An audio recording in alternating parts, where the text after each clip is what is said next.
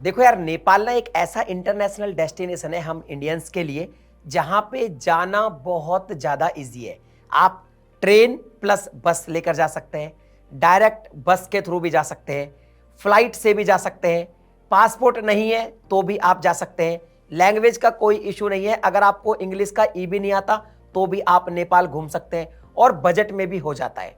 काफ़ी बढ़िया डेस्टिनेशन है और सबसे बड़ी बात है, मैं खुद अभी लास्ट मंथ ही जाके आया हूं पूरी फैमिली के साथ, तो मुझे काफ़ी एक्सपीरियंस है। आज की इस वीडियो में मैं आपको proper A to Z guide दूंगा। अगर आप नेपाल जाने का प्लान बना रहे हैं तो ये वीडियो आपके लिए सफिशिएंट रहेगी। इसके बाद मेरी गारंटी आपको और कोई वीडियो नहीं देखनी पड़ेगी। लेकिन वीडियो स्टार्ट करने से पहले मैं आपको बता दूं कि नेपाल को अगर आपको घूमना है तो आपको काठमांडू जाके ही वापस नहीं आना है। काठमांडू भी जाना है और पोखरा भी जाना है। पोखरा, पोखरा, पोखरा हम आगे इसको बोलेंगे। तो पोखरा जाना है और काठमांडू जाना है। काठमांडू नेपाल की कैपिटल है और पोखरा जो है ना, उसकी जो ब्यूटी है भाई साहब वो अनबीटेबल है। वो मस्त एकदम ब्यूटीफुल पैलेस है। तो आपको ये दो जगह घूमना है। इसके अलावा मैं बता दूं कि नेपाल एक ऐसा कंट्री है कि वहां पे मोस्टली जो फॉरेन से लोग आते हैं वो ज्यादातर ट्रैकिंग के लिए आते हैं, क्योंकि दुनिया की बड़ी बड़ी जो ऊंची चोटियां हैं वो ज्यादातर नेपाल में ही है। इवन टॉप 10 की 8 नेपाल के अंदर है। तो अगर आपका ट्रैकिंग का पर्पज है तो फिर भाई नेपाल आपके लिए बहुत बेस्ट है। लेकिन अगर आपको ट्रैकिंग में कोई ज्यादा इंटरेस्ट नहीं है, फिर भी आप नेपाल घूमकर काफी हैप्पी हो जाएंगे और इस वीडियो में आपको सारी जानकारी मिलेगी। और अगर आपको वीडियो पसंद आए तो लाइक कर देना, चैनल को भी सब्सक्राइब कर देना, क्योंकि इस चैनल पर मैं जो भी कंट्री जाता हूं उसके लाइव व्लॉग वहां पे बनाता हूं, अपना एक्सपीरियंस आपके साथ शेयर करता हूं, प्लस बाद में एक प्रॉपर इस तरह की गाइड वीडियो भी बनाता हूं ताकि आप भी उस कंट्री में बजट में घूम पाओ। सबसे पहले बात करते हैं कि नेपाल कैसे पहुंचे। तो देखिए, सबसे इजी तरीका तो है भाई आप फ्लाइट से जाइए, क्योंकि मैं तो फ्लाइट से गया था और दिल्ली से डेली फ्लाइट चलती है काठमांडू के लिए। हालांकि मुंबई वगैरह से भी चलती है बट उतनी फ्रिक्वेंसी नहीं है। बट दिल्ली से डेली आपको फ्लाइट्स मिल जाएंगी। नेपाल एयरलाइंस की फ्लाइट काफी सही होती है, आप उसके थ्रू जा सकते हैं। मैं तो नेपाल एयरलाइंस से गया था और वापस भी उससे ही आया था। और आप इजीली 1.5 से 2 घंटे में नेपाल पहुंच जाते हैं। और जब आप यहाँ से जाते हैं काठमांडू और काठमांडू आने वाला होता है, तो नेपाल जैसे ही मतलब आने वाला ना, नेपाल के ऊपर जब फ्लाइट उड़ती है तो आप भाई साहब पहाड़ों में जो लोग रहते हैं नेपाल के, और वो जो छोटे छोटे घर बना के, वो देखना भाई साहब फ्लाइट से बहुत ही ज़्यादा इंटरेस्टिंग होता है। मुझे तो भाई मज़ा ही आ गया था। तो अगर आपका ये है कि टाइम भी बचाना है और इजी वे में पहुंचना है तो फ्लाइट सबसे बेस्ट ऑप्शन है। अब अगर रोड ट्रिप की बात करें तो आप रोड ट्रिप कर सकते हैं, लेकिन वो आपके लिए सेंसिबल तब होगा जब आप उत्तर प्रदेश में रहते हैं या फिर बिहार में रहते हैं। बिकॉज वहां पे आपको जो सोनौली बॉर्डर है या फिर रक्सौल बीरगंज है वो इजी पड़ जाता है और आप इजीली अपना भी गाड़ी लेके जा सकते हैं। हालांकि आप चाहें तो भैया मैं तो दिल्ली से जाना चाहता हूं तो अपनी कार से भी जा सकते हैं। आप बॉर्डर तक पहुंच सकते हैं बस के थ्रू, और फिर बॉर्डर पार करके वहां से बस लेके भी आप पोखरा या काठमांडू जा सकते हैं। और अगर आपको खुद की कार से जाना है तो खुद की कार से भी आप लैंड बॉर्डर पार कर सकते हैं, कोई इशू नहीं है। आपको एक भंसार, जिसको टैक्स बोलते हैं ना अपन, वहां पे भंसार बोलते हैं इसको, ये मान लीजिए आप, वो भंसार आपको कटवाना पड़ता है। आई थिंक 400-500 रुपया एक 4 व्हीलर का लगता है पर डे का। तो जैसे 5 दिन के लिए जा रहे हैं तो उसके हिसाब से आपको बॉर्डर पे वो रिसिप्ट कटवानी पड़ेगी। तो ये ऑप्शन है। लेकिन मैं कहूंगा अगर आपको अपनी गाड़ी से जाना है तो आप उत्तर प्रदेश या फिर आप बिहार में रहते हैं तो आपके लिए सेंसिबल होगा। अब ऐसा नहीं कि आप बहुत दूर रहते हैं फिर वहां से लॉन्ग रूट लेके जाएं, पहले ट्रेन से दिल्ली आए फिर बॉर्डर तक जाएं फिर बस ले, वो थोड़ा आपके लिए टिपिकल हो जाएगा। तो फिर बेस्ट है कि दिल्ली से आप फ्लाइट से चले जाए। तो वो आपकी इच्छा है कि आपको कैसे पहुंचना है। सिंपल सी बात है, आपको टाइम बचाना है, इजी वे में पहुंचना है तो आप दिल्ली से फ्लाइट ले लीजिए। अब वीजा और डॉक्यूमेंट की बात कर लेते हैं। तो देखिए, नेपाल जाने के लिए हमें वीजा लेने की कोई भी रिक्वायरमेंट नहीं है। आप अपने पास अगर पासपोर्ट है तो वो कैरी कीजिए, वहां पे पासपोर्ट पे एक स्टैंप लग जाएगी। लेकिन अगर आपके पास पासपोर्ट भी नहीं है तो वोटर आईडी के थ्रू भी आप नेपाल में एंट्री कर सकते हैं, कोई इशू नहीं है। अगर आप लैंड बॉर्डर से जाते हैं इजीली आप अपना वोटर आईडी कार्ड दिखाइए और आपको जो है एंट्री मिल जाएगी। और अगर आप फ्लाइट के थ्रू जाएंगे तो वोटर आईडी की अलग लाइन होती है, वहां से आप एंट्री कर सकते हैं, कोई दिक्कत नहीं है। लेकिन अगर आपके पास पासपोर्ट है तो फिर पासपोर्ट लेके जाइएगा, कम से कम एक स्टैंप तो उस पर लगी जाएगी। और वहां पे जो स्टैंप लगती है उसका कोई पैसा नहीं लगता, वो बिल्कुल फ्री होती है। अब बात करते हैं सिम की और करेंसी की। तो देखिए, आप चाहें तो सिम आप अगर मान लो लैंड बॉर्डर से जाते हैं या फिर फ्लाइट से जाते हैं, तो लैंड बॉर्डर से जाते हैं तो बॉर्डर पर आपको करेंसी के काउंटर भी मिल जाएंगे और सिम भी वहीं मिल जाती है। और अगर आप एयरपोर्ट पर जाते हैं तो भी आपको सिम मिल जाएगी। मैंने 400 रुपये इंडियन रुपीज़ की बात कर रहा हूँ, 400 इंडियन रुपीज़ में मैंने सिम परचेज की थी। और करेंसी की बात करूं तो मैं आपको बता दूं कि एयरपोर्ट पर 1.5 का रेट मिलता है। वैसे जो आप गूगल पे देखोगे तो 1.6 का रेट चल रहा होता है। बॉर्डर पे भी कई जगह आपको 1.6 का रेट मिल जाएगा, मोस्टली जगह 1.5 का रेट मिलता है। आप INR दो, वो आपको नेपाली करेंसी दे देंगे। लेकिन सबसे अच्छी बात यह कि नेपाल में इंडियन करेंसी भी चल जाती है। बहुत कम जगह ऐसी थी जहां पे इंडियन करेंसी शायद ना चली हो, उन्होंने बोला हो कि भाई हमें नेपाल की करेंसी दे दो। अदरवाइज मैंने सब जगह इंडियन करेंसी भी चलाई है, क्योंकि मैं वहां पे गया, मैंने अपने 20,000 इंडियन रुपीस को कन्वर्ट करवाया था मार्केट में पोखरा में। 1.5 की रेट मुझे मिली थी। बाद में जब मैंने देखा कि इंडियन करेंसी भी चल रही है, और जब आप इंडियन करेंसी देते हो तो 1.6 के हिसाब से ही शॉपकीपर लेता है। तो ये सबसे अच्छा फायदा। और सबसे बड़ी बात है कि कई बार जैसे मान लो मैंने 200 रुपए का इंडियन रुपीज का सामान ले लिया, मैंने 500 रुपए दिए, तो कुछ लोगों ने तो मुझे नेपाली रुपीज में वापस दिया और कुछ लोगों ने मुझे इंडियन रुपीज में भी वापस पैसा बचा हुआ दे दिया। तो करेंसी का भी कोई इशू नहीं है। भाषा की जहां तक बात है, इंग्लिश नहीं आती कोई प्रॉब्लम नहीं है, वहां पे लोगों को हिंदी आती है। लोग नेपाली बोलेंगे, अगर आप उनसे इंग्लिश बोलोगे तो कुछ लोग इंग्लिश में बात करते हैं, कुछ लोग सीधा बोल देते हैं हिंदी चलेगा, तो आप हिंदी में भी बात कर सकते हैं, कोई इशू नहीं आता। अब बात आती है कि भैया प्लान कितने दिन का रखें। तो देखो, वैसे तो आपकी चॉइस है कि आपको कितने दिन का प्लान रखना है, बट मुझसे अगर पूछा जाए, आइडियली आपको अगर काठमांडू और पोखरा घूमना है तो सिंपल सी बात है, आप तकरीबन देखो यहाँ पे 3 दिन आप काठमांडू को दे दीजिए और 3 दिन दे दीजिए पोखरा को, और 2 दिन आप एक्स्ट्रा रखिए, बिकॉज काठमांडू से जब आप पोखरा जाते हो तो पूरे 8 घंटे लगते हैं बस के थ्रू जाने में। आप फ्लाइट से भी जा सकते हो, वहां पे येती एयरलाइन वगैरह की फ्लाइट चलती है, लेकिन प्रॉब्लम यही है कि उन फ्लाइट्स में आपका जो लगेज होता है ना, एक तो वो इंक्लूड नहीं होता, आपको अलग से बुक करना होता है। और एक चीज मैंने और वहां पे देखी है कि आप दिल्ली से नेपाल यानी काठमांडू तक की जितने रुपए की फ्लाइट लोगे, कभी कभी आपको पोखरा से काठमांडू या काठमांडू से पोखरा की फ्लाइट उससे भी महंगी पड़ती है।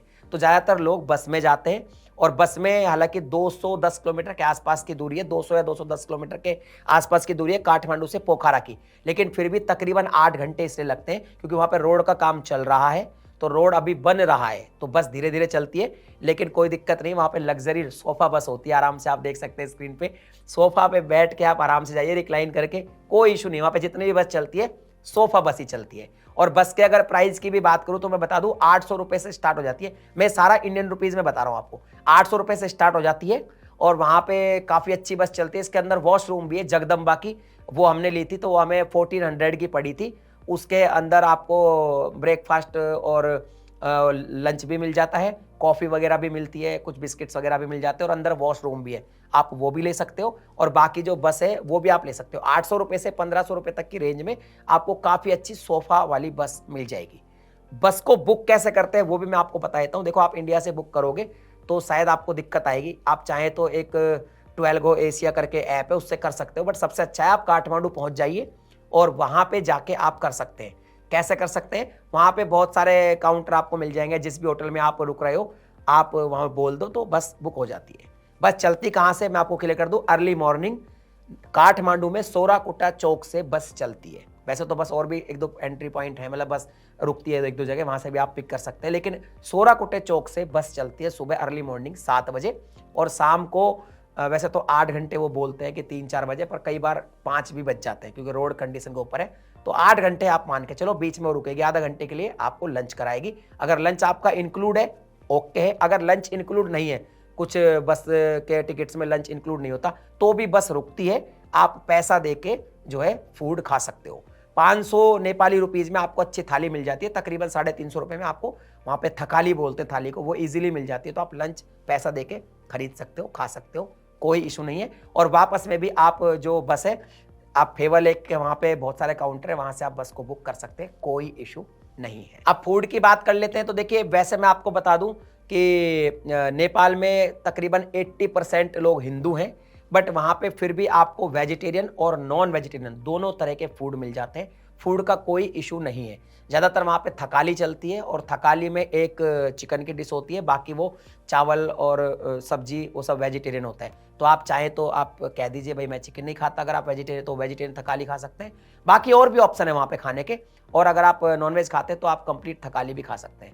तो फूड का कोई इशू नहीं है, वहाँ पे फूड आपको हर जगह मिल जाएगा। वहाँ पे मोमोज काफ़ी तगड़े मिल जाते हैं, मतलब तगड़े का मतलब बहुत सारी वैरायटी मिल जाती है मोमोज की। नॉन वेजिटेरियन के लिए वहाँ पे चिकन मोमोज है, एक झोल मोमोज होते हैं, वो लोग ज़्यादा खाते हैं, और वेजिटेरियन मोमोज भी आपको मिल जाते हैं। प्राइस की जहाँ तक बात करूँ तो मैं आपको इतना बोलूँगा कि अगर आप एक टाइम खाना खा रहे हो भरपेट, तो तकरीबन 350 रुपये में आप खाना खा लोगे। अगर आप पूरी थाली भी खा रहे हो तो 350 रुपये इंडियन रुपीज़ में आपका खाना इजीली हो जाएगा। और ब्रेकफास्ट आप होटल्स में बुक करवा लीजिए तो आपके लिए इजी हो जाएगा। तो फूड का कोई भी इशू वहाँ पे नहीं आता। अब सीधा आइटनरी की बात करेंगे। मैं यहाँ पे 8 दिन का प्लान आपके साथ शेयर कर रहा हूँ। पहले दिन जाना होगा और लास्ट 8वें दिन वापस इंडिया आना होगा। मैं फ्लाइट से इसको कर रहा हूँ पूरा कंप्लीट आइटनरी को। अगर आप लैंड बॉर्डर से जाते हैं तो वो टाइम आपका एक्स्ट्रा होगा। तो चलिए अब आइटनरी स्टार्ट करते हैं। तो देखिए, मैं ऐसा मानता हूं कि अगर आप मान लीजिए दोपहर का भी फ्लाइट लेते हैं तो भी आप शाम तक ही काठमांडू पहुंच पाएंगे। और काठमांडू पहुंचकर वहां से काठमांडू में आप थमेल एरिया में स्टे करें, क्योंकि थमेल एरिया एक ऐसा एरिया है वहां पे सब कुछ है, आपके कैफे बार मार्केट वार्केट सब कुछ वहीं। तो थमेल एरिया में आप स्टे करेंगे। और अगर शाम को आप घूमना चाहें तो आप थमेल एरिया को ही एक्सप्लोर करें। फर्स्ट डे आप ये करें और थोड़ा रेस्ट भी करें, क्योंकि आप सफ़र करके आए। तो पहले दिन आप बस इतना ही करें, ये आपके लिए काफ़ी सही रहेगा। इवन आप चाहें तो उस पहले दिन में शाम को आप चाहें तो अपनी जो पोखरा जाने की बस है उसको भी एडवांस में बुक कर सकते हैं। अपने होटल को बोल सकते हैं, थमेल में आपको काउंटर काफ़ी मिल जाएंगे, किसी से भी पूछेंगे इजीली बस वहाँ पे आपको बुक करने के ऑप्शन मिल जाएंगे, कोई दिक्कत नहीं है। और अगर आपको एडवांस में बुक नहीं करनी है तो जिस दिन आपको जाना है पोखरा, आप अर्ली मॉर्निंग 6:30 के आसपास आप सोराकुटे चौक चले जाइए। तो वहाँ पे बस खाली जाती है, उनमें आप सीट हैंड टू हैंड भी जो है बुक कर सकते हैं, कोई दिक्कत नहीं है। बाकी मैं आपसे कहूँगा आप एडवांस में बुक कर ले तो ज़्यादा बढ़िया है। और अगर आपको वॉशरूम चाहिए तो जगदम्बा ट्रैवल की बस बुक करें, उसी में के अंदर आपको वॉशरूम मिल जाता है। अब डे सेकंड में आप क्या करें, वहां पर टेम्पल्स विजिट करिए। मैं आपको ये सजेस्ट करूंगा अर्ली मॉर्निंग आप जाइए पशुपतिनाथ टेम्पल, वो विजिट कीजिए। वहाँ पे आपको काफ़ी अच्छा फील होगा। और सबसे अच्छी बात है कि पशुपतिनाथ जो टेम्पल है उसके जस्ट पीछे एक रिवर बहती है, तो वहाँ पे अंतिम संस्कार भी हो रहा होता है। और एक तरफ मंदिर है और एक तरफ अंतिम संस्कार हो रहा होता है, तो वो आपको एक अलग ही दुनिया में ले जाएगा जब आप ये चीज़ देखोगे ना, महसूस करोगे। तो आप मॉर्निंग में रखिए पशुपतिनाथ मंदिर। उसके बाद दोपहर में आप बोधनाथ स्तूपा जा सकते हैं, और इवनिंग में आप मंकी टेम्पल जा सकते हैं, जिसको हम स्वयंभूनाथ टेम्पल भी बोलते हैं। तो ये 3 टेम्पल आप एक दिन में आराम से घूम सकते हैं, इजी वे में, कोई इशू नहीं है। सेकंड डे आप ये टेम्पल्स विजिट कीजिए। अब थर्ड डे आप काठमांडू से शॉपिंग कर सकते हैं। आप ओल्ड काठमांडू जो है वो आप घूमिए, दरबार स्क्वायर जाइए, वहाँ पे मार्केट में शॉपिंग करिए। इवन वहाँ पे अगर आप टी लवर हैं तो चाय बहुत अच्छी अच्छी मिलती है। आप इलायम टी, वाइट टी, CTC ये सब चाय जो है वहाँ से परचेज करके ला सकते हैं। और काठमांडू मार्केट में बहुत सारी चीज़ें आपको मिल जाएगी जो आपको लगेगा कि चलो परचेज कर लेते, तो वो आप अपने सोवेनियर्स वगैरह भी परचेज कर सकते हैं। तो ये आप डे 3 ओल्ड काठमांडू और शॉपिंग के लिए रख लीजिए।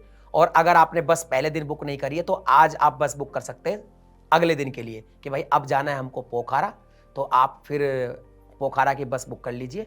और थमेल से थोड़ा ही दूर है सोराकुटा, तो अर्ली मॉर्निंग 6:30 बजे आपको सोराकुटे चौक पहुंचना होगा, चाहे आप एडवांस बुक करें या फिर सेकंड डे ही जाके बुक करें। अब अगले दिन की आपको आइटनरी क्लियर हो गई कि आपको अर्ली मॉर्निंग जाना है सोराकुटे चौक, वहां से अपनी बस पकड़नी है और वो शाम तक आपको लेके जाएगी पोखरा पहुंचा देगी।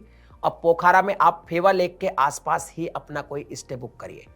फेवा लेक के आसपास स्टे बुक हो जाएगा। शाम को अगर आप 5 बजे पहुंचते हैं तो इवनिंग में आप फेवा लेक के आसपास थोड़ी सी नाइट लाइफ होती है, मतलब नाइट लाइफ उतनी तगड़ी नहीं होती, मतलब ऐसी होती है कि लेक जो है उसके बिल्कुल बगल में ही एक तरफ लेक और एक तरफ थोड़ा कैफ़े बार वगैरह वहाँ पे होते हैं। तो वहाँ पे आप अपना एंजॉय करिए और शाम वहाँ पे बिताइए और अपने डिनर करके आराम से सो जाइए। अब नेक्स्ट डे आपका पोखरा में है तो आप अर्ली मॉर्निंग, अगर आपको सनराइज देखना है तो अर्ली मॉर्निंग आप चले जाइए सारंगकोट।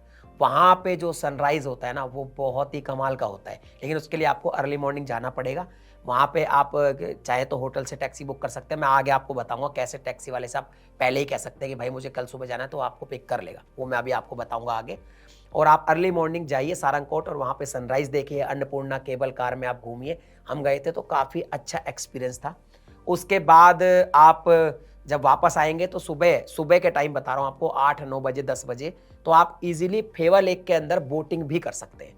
बोटिंग आप मॉर्निंग में करेंगे तो ज़्यादा सही रहेगा, क्योंकि मॉर्निंग में जो झील होती है उसमें जो बोटिंग करने का अनुभव है वो काफ़ी अच्छा होता है। हालाँकि लोग नाइट में भी बहुत करते हैं, मतलब जब थोड़ा अंधेरा होता है ना, तब फुल नाइट में तो बंद हो जाती है बोटिंग, लेकिन अर्ली मॉर्निंग एक्सपीरियंस ज़्यादा अच्छा रहता है, ज़्यादातर लोगों का यही कहना है। ठीक है, तो वो आप कर सकते हैं। उसके बाद दोपहर में आप जा सकते हैं, वहाँ पे पुमदीकोट शिव स्टैचू है, वो पहाड़ के ऊपर है। आप देख रहे हैं स्क्रीन पे, मैं गया था तो जैसे ही पहाड़ के ऊपर आप जाएँगे, ऊपर शिव जी का बहुत ऊँचा स्टैचू है और बहुत ही कमाल का स्टैचू है। वहाँ पे आप विज़िट करेंगे, आपको मज़ा आएगा। इवन वहाँ पे आप आस-पास का जो एनवायरनमेंट देखेंगे ना, आपको ग्रीनरी, हरियाली जो दिखेगी, वो भी आपका दिल खुश कर देगी। इवन सारंगकोट जाएँगे ना, वहाँ भी जब आप टॉप पे जाएँगे तो वहाँ से भी जो आपको ग्रीनरी दिखेगी, वो सनराइज़ दिखेगा ना, आपको काफ़ी अच्छा लगेगा। तो वो आप कर सकते हैं। अब जब पुमदीकोट शिव स्टैचू आप देख लेंगे, तो वहाँ पे उसी पहाड़ पर ही एक वर्ल्ड पीस पगोड़ा है, उसको भी आप विजिट कर सकते हैं। आप अपने टैक्सी वाले भैया को पहले ही बोल दीजिए कि भाई मैं दोनों एक साथ करूँगा, पहले मुझे पुमदीकोट शिव स्टैचू विजिट करना है, आप थोड़ा वेट कीजिएगा, वो पार्किंग में वेट कर लेगा, और उससे बोलो लौटते टाइम मुझे वर्ल्ड पीस पगोड़ा भी विजिट करना है। तो वो एक ही रूट पे पड़ता है, तो वो आप विजिट कीजिए, तो आपको काफ़ी बढ़िया लगेगा और आपके 2 पॉइंट भी विजिट हो जाएँगे। और अगर आपकी किस्मत बहुत अच्छी हुई, तो जैसे आप सारंगकोट जा रहे हैं, आप यहाँ पे पुमदीकोट शिव स्टैचू जा रहे हैं, अगर आपकी किस्मत बढ़िया हुई और वेदर क्लियर हुआ, तो आपको स्नो माउंटेन भी दिखाई दे सकते हैं। उसका नज़ारा तो भाई बहुत ही कमाल का होगा। फिर आप वापस आ जाइए अपने होटल में, थोड़ा बहुत रेस्ट कर लीजिए और इवनिंग में फेवर लेक पे जाके वहाँ पे आरती देख सकते हैं। और जो पोखरा का मार्केट है फेवर लेक साइड में, वहाँ पे आप कुछ शॉपिंग भी कर सकते हैं, हालाँकि थोड़ा-सा महँगा है हल्का-सा, लेकिन आप कर सकते हैं। इसके अलावा आप इवनिंग में आप जा सकते हैं फेवर लेक के पास, जो मैंने बताया ना, वहाँ पे कैफ़े, बार वगैरह है, वहाँ पे एक डिज़नीलैंड ऑफ पोखरा भी है। आप उसको भी एन्जॉय कर सकते हैं। अगर आपके साथ बच्चे हैं तो काफ़ी एन्जॉय करेंगे, क्योंकि वहाँ पे बहुत सारे गेम्स हैं बच्चों के लिए, बहुत सारे झूले हैं, है ना? कुछ खान-पान के चाट पकौड़ी के आइटम भी मिल जाते हैं। इवन वहाँ पे एक 8D सिनेमा और है, जो अभी शायद चाइना ने वहाँ पे लगाया है, या फिर मतलब चाइना का ही है वो। चाइना ने शायद ये पैसे लगाए हैं वहाँ पे या उन्होंने इन्वेस्टमेंट किया है, वो एक अलग मैटर है। हमें तो 8D सिनेमा देखना है। वो मैंने देखा था, करीब 300 रुपए मेरे लगे थे, लेकिन भाई वो एक बहुत अलग एक्सपीरियंस है। पूरा इमर्सिव एक्सपीरियंस आपको मिलेगा और उसको देखने में आपको मज़ा आएगा। तो आप इस तरह से आप अपनी वहाँ पे शाम बिता सकते हैं। और अगर भाई आप उस तरह के शौक रखते हैं कि भैया पीना है, नाइट लाइफ करनी है, ये करना है, तो फेवर लेक के आसपास आपको काफ़ी सारे क्लब और बार वगैरह भी मिल जाएँगे। आप वहाँ भी एन्जॉय कर सकते हैं। लेकिन हाँ, अगर आप थाईलैंड वगैरह ऑलरेडी जा चुके हैं, तो थाईलैंड के जो क्लब्स वगैरह हैं, उनसे कंपेयर मत कीजिएगा। बट अगर आपको शाम बितानी है, तो आप क्लब वगैरह में जा सकते हैं। अगर आपको क्लब वगैरह में नहीं जाना, लेकिन फिर भी आपको थोड़ा एन्जॉय करना है, तो फेवर लेक के आसपास जो कैफ़े होते हैं, वहाँ पे हैप्पी आवर चलता है शाम को, तो वहाँ पे आप सी फूड वगैरह खा सकते हैं। इवन आप बियर वगैरह पे वहाँ पे ऑफर चल रहे होते हैं, शाम को आप अल्कोहल बियर अगर एंजॉय करते हैं, तो वो आप सब वहाँ पे कर सकते हैं, आपको काफ़ी सही लगेगा। अब जो नेक्स्ट डे है, वो आप जा सकते हैं डेविस फॉल जा सकते हैं, वहाँ पे गुप्तेश्वर केव आप देख सकते हैं। और अगर आपको कोई एडवेंचर करना है वहाँ पे, मान लो पैराग्लाइडिंग, पैरासेलिंग वगैरह करना है, हालांकि वहाँ पे मैंने देखा थोड़ी महंगी होती है, थोड़ा पैसा आपका ज़्यादा लगेगा, लेकिन आप अच्छे एडवेंचर अगर करना चाहते हैं तो आप कर सकते हैं। वहाँ पे आपको लेक साइड पे जो मार्केट है, वहाँ पे काफ़ी सारे काउंटर्स मिल जाएंगे, बहुत सारे वहाँ पे शॉप्स हैं, वहाँ पे आप बहुत जगह जगह लिखा मिलेगा, आप बुक करके कुछ एडवेंचर एक्टिविटी भी कर सकते हैं। अगर आपको करनी है तो कीजिए, नहीं तो आप डेविस फॉल जाइए, गुप्तेश्वर केव जाइए और आप अपना पोखरा में इस तरह से अपना लास्ट दिन बिताएंगे।